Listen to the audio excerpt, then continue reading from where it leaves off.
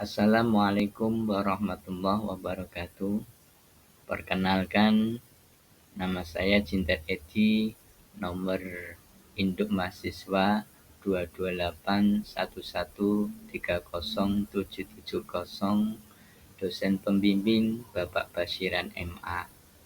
Pada kesempatan ini, saya akan menampilkan tentang tutorial ijab qabul.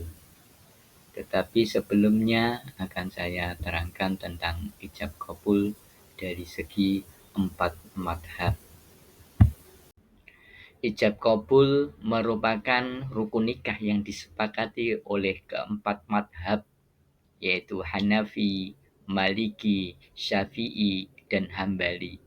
Namun terdapat sedikit perbedaan pendapat di antara mereka mengenai rincian pelaksanaannya, terutama terkait syarat satu majelis, yaitu berada di tempat atau waktu yang sama, dan lafaz yang digunakan. Berikut adalah penjelasan ijab qabul menurut 4 madhab utama dalam Islam. Yang pertama, pandangan madhab Hanafi tentang wali. Madhab Hanafi memiliki pandangan unik bahwa wanita yang sudah balik dan berakal sehat dapat menikah tanpa wali atau menikahkan dirinya sendiri, baik perawan maupun janda. Wali lebih dipandang sebagai syarat pelengkap, bukan rukun mutlak.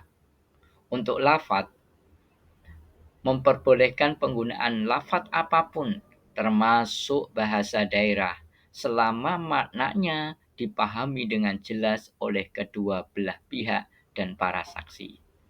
Kemudian tentang satu majelis, madhab Hanafi memperbolehkan ijab dan qabul dilakukan dalam satu waktu yang sama, meskipun berada di tempat yang berbeda.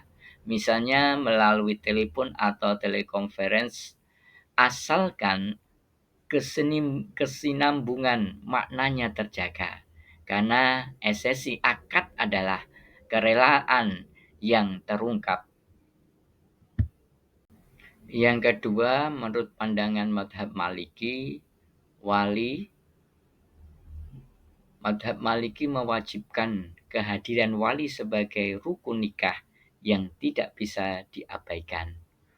Sedangkan untuk lafadznya, madhab Maliki mensyaratkan penggunaan lafaz tertentu seperti nikah atau tajwiz, atau kata-kata yang semakna dan jelas maksudnya dan diucapkan secara tegas. Untuk satu majelis, madhab Maliki dalam ijab dan qabul harus dalam satu majelis, artinya tempat atau situasi yang sama.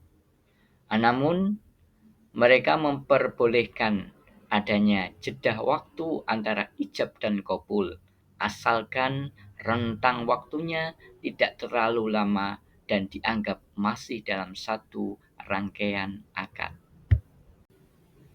Menurut pandangan madhab Syafi'i tentang wali, sangat menekankan peran wali, bahkan menganggapnya sebagai rukun nikah yang wajib ada.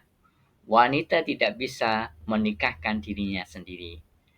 Untuk lafaz, madhab Syafi'i mensyaratkan penggunaan lafaz yang spesifik dan jelas, yaitu turunan dari kata nikah atau tajwiz.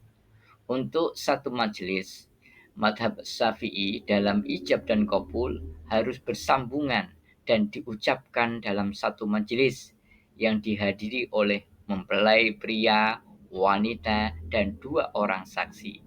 Jika ada jeda waktu, baik sebentar atau lama, akad bisa dianggap batal jika mengganggu kesinambungan ijab qabul. Untuk yang terakhir, pandangan ijab qabul menurut madhab Hambali. Tentang wali, madhab Hambali sama seperti madhab Maliki dan Syafi'i. Madhab Hambali mewajibkan adanya wali dalam pernikahan. Sedangkan untuk lafaz, madhab Hambali memperbolehkan lafaz nikah, tajwiz, atau lafadz lain yang semakna dan jelas maksudnya. Dalam pandangan satu majelis, madhab Hambali tentang ijab dan qabul dilakukan dalam satu majelis, artinya tempat yang sama tanpa disela oleh perkataan atau aktivitas lain secara umum untuk menjaga kesinambungan akad. Secara ringkas, perbedaan utama terletak pada keharusan adanya wali. Menurut Hanafi, membolehkan tanpa wali bagi yang baligh. Spesifikasi lafadz yang digunakan dalam Syafi'i, dalam madhab Syafi'i dan madhab Maliki lebih ketat, dan batasan jeda waktu atau tempat antara ijab dan qabul menurut pandangan Syafi'i dan Hambali cenderung lebih ketat dalam syarat satu majelis. Demikian ijab qabul dari pandangan 4 madhab. Sekarang kami tampilkan tentang tutorial akad nikah dari madhab Syafi'i. Saudara Suharyanto. Ya, Saya nikahkan saudara saya Nuri Kurniawati binti Bapak Sagiman almarhum kepada engkau dengan mas kawin perhiasan emas 2,7 gram dan uang Rp2.500.000 dibayar tunai. Saya terima nikahnya Nuri Kurniawati binti Bapak Sagiman almarhum untuk saya sendiri dengan mas kawin tersebut dibayar tunai. Sah?